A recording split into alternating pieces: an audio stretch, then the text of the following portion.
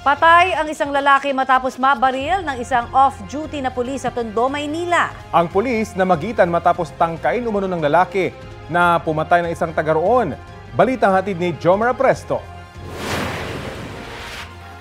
Namatay sa kamay ng isang off-duty na pulis ang lalaking ito sa barangay 128 sa Tondo, Maynila.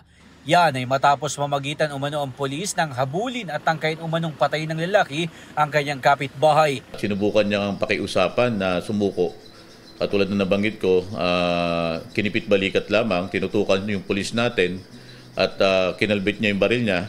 Pero hindi ito pumutok, kaya yung pulis natin walang magawa kundi depensahan niya yung sarili niya. Nabaril niya itong tao na ito. 4 na bala ang tumama sa katawan ng lalaking nabaril ng pulis. Naisugod pa siya sa ospital pero hindi na umabot ng buhay. Hindi natin kailangan mag-warning shot sa mga ganong pagkakataon kasi nakita naman natin na nandun na yung imminent danger na maaari na siyang mamatay. Kasi yung tao ay may dalang baril. Sumuko ang pulis at nasa kustodiya na ng homicide section ng MPD. Iginiit niya na wala siyang intensyong patayin ng lalaki, dinepensahan lang daw niya ang kanyang sarili. Hindi ko naman masabing overkill kasi sa unang putok ko, pwede pa siyang gumalaw kasi yung bala ng namin hindi naman ganun kagaya ng 40 na isang putok mo pa lang tutumba na yung tao. Nakatakdang sampahan ng kasong homicide ang suspect na pulis.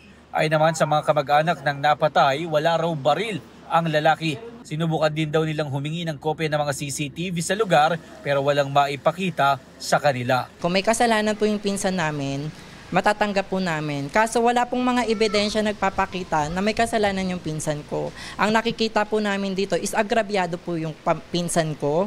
Pinatay ng walang kalaban-laban. Jomar Presto nagbabalita para sa GMA Integrated News.